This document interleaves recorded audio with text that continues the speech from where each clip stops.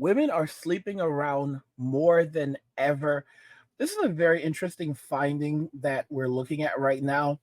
So basically, women in the United States are having more physically intimate partners than at any other time, which is insanity.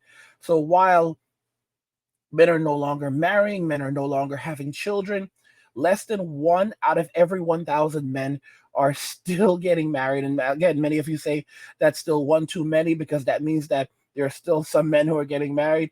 Well, until that number hits zero, then it's not acceptable. You guys are crazy.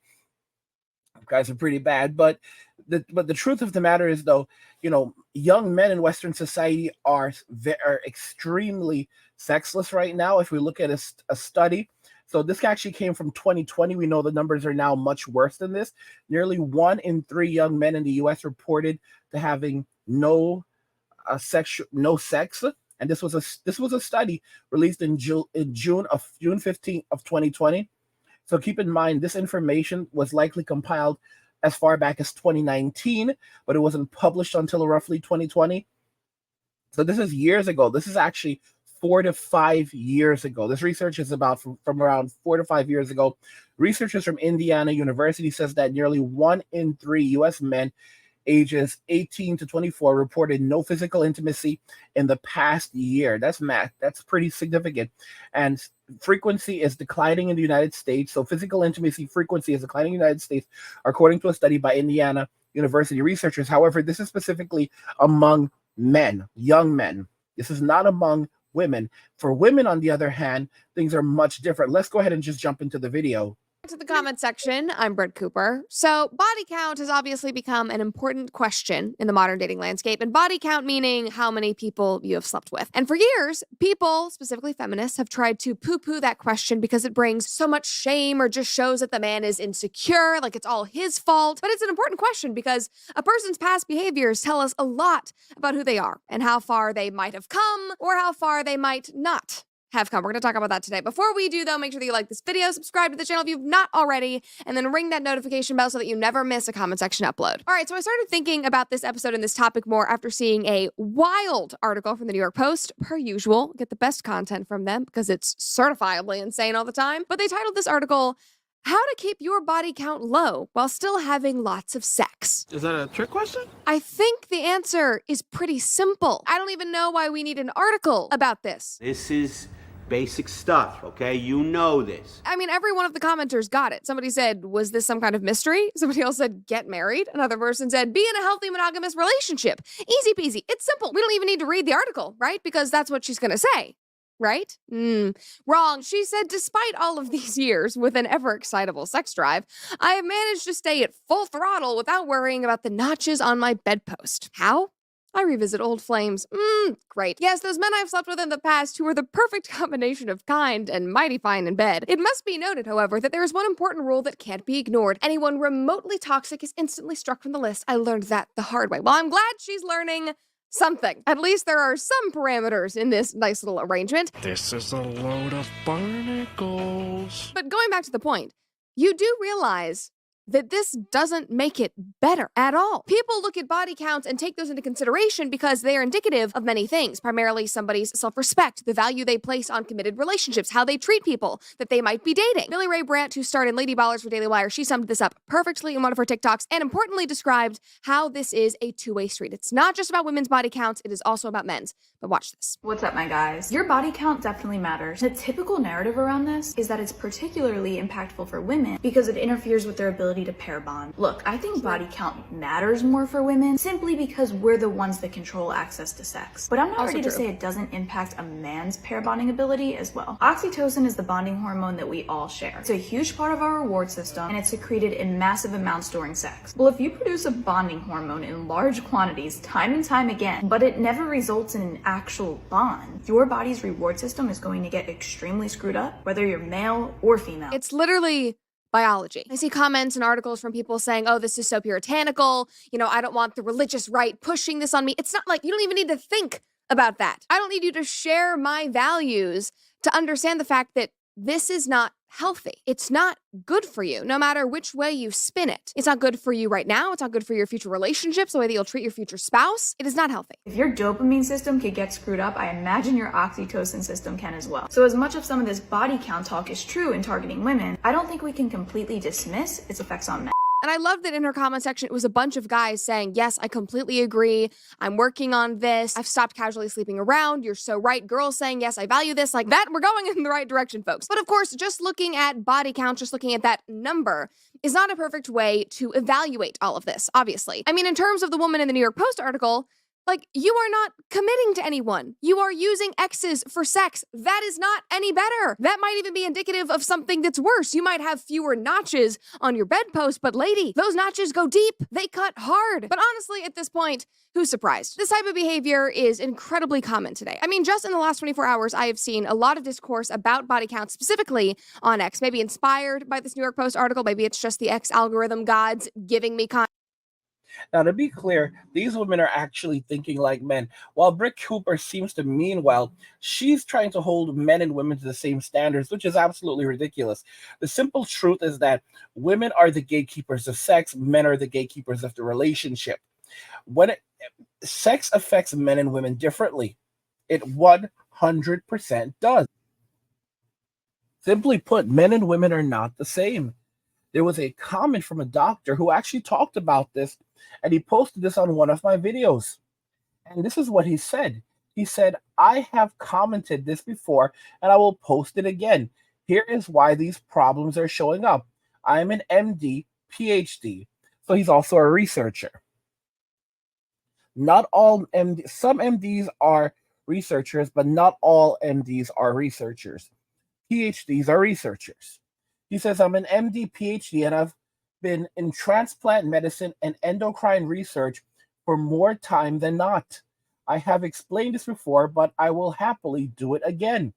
Sperm in a female body, whether from oral, anal, or vaginal, finds its way to soft tissue. It seems to have a high affinity for the soft tissue behind the eyes. And that's kind of interesting because now we're approaching the blood-brain barrier, guys. Think about that. When it enters the tissue, it starts a cascade of events starting with immunological changes so that the female can carry this man's fetus without rejecting it. It also has effects on the girl's personality, making her more like this man to make interactions and communication better and stronger. It also makes her more submissive to this man, and research has shown that she will reject other men in favor of this one. It could be called imprinting. There are many more changes that make a long life together possible for the man and woman. The research was a smell test, and only the man who was her mate was attractive to her. If even one premarital sexual partner is had, then all these systems start to fight each other. The more DNA sample this female gets from her original mate, the stronger the bond becomes. Add different DNA samples and her immune system starts to attack itself. And she will get infections and eventually present symptoms of lupus or other autoimmune disease. But the exact etiology will not be able to be pinned down, so it is just treated and hopefully gets better. The worst things are depression and multiple personality disorder. She will present symptoms of borderline personality disorder and multiple personality disorder. I can only speculate that she will have different voices in her head from the different men. Have you ever seen how masculine some 304s are? Truly something. We need to inform the younger girls so maybe they will protect their chastity. It is a problem because it is usually up to the father to instill that thought and to help her protect her honor until he hands her over to her husband.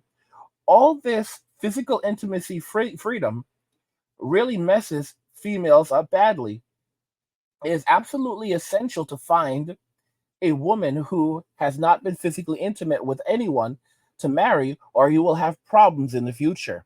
The amount of time you have with her before the problems start is directly related to the number of partners before marriage. And keep in mind, this is great advice, but it's that just getting a woman who's never had a body count is not enough in Western society.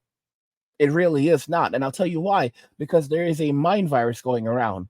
And no matter what you do, there's a lot of men who did exactly this and they still ended up getting screwed because the mind virus is too strong. If you look at Gen Z are lunatics before they even step foot out of their parents' homes, before they turn 18, before they're even adults, they are lunatics. And you can see that this mind virus has infected them. So I said to him, "Thanks for sharing this." And he responded, "Sure thing. I have heard from many other doctors who have been seeing this in their practice. They said there is a large upsurge in the autoimmune disease, STIs, as well as clinical depression and thoughts of hitting Control Alt Delete. Even without the empirical evidence, it is just logical that these would be the results." So of course you have Brett Cooper, trying to treat men like women, and then you have men who are trying to treat women like men. It's hard because, I make these comments, I make these videos where I talk about male and female nature, the way men and women think, and so many men refuse to accept this. They're like, "Oh no, I'm not going." It's basically whatever I want, and if I don't get what I want, then I'm going to ignore whatever. I'm going to ignore these things. This is why we talk about you know aspects of the black pill. There's some things that you cannot change. A female nature is one thing that you're not going to change. You know, Chad and Tyrone will always get their pick before everyone else. And men need to understand that. All right. Women will always choose Chad and Tyrone first because they are mentally wired that way. And you have to consider that. She will never love you. She can love things about you. She can love what you have. She can love things that you can do for you. She will never love you. And body count does not affect men and women the same way. There's research showing this, that men are still able to pair bond with a woman regardless of the number of women they've been with. And one of the reasons why I suspect that is very much because of what this doctor talked about, the imprinting. Because there is real DNA imprinting that's occurring here.